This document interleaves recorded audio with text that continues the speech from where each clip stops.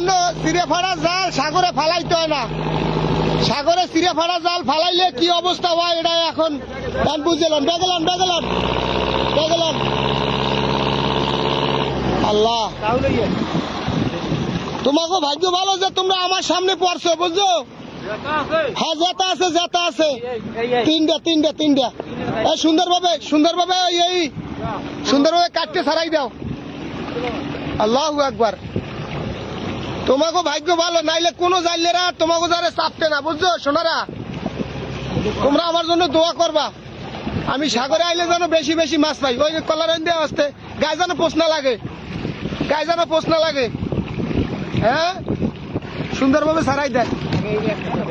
আল্লাহু আকবার। পাও সরাইয়ে না, আবার আবার ও আবার কামড় টামড় দেয় নেই, কামড় দেবে না না, সাইড দিয়া সাইড দিয়া। আল্লাহু আকবার।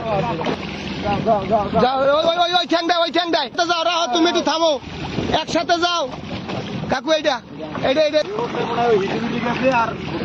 এইয়া রাও রাও রাও রাও রাও, रुक जा रुक जा मेरे बच्चा। है वाह वाह, राहो राहो राहो राहो राहो,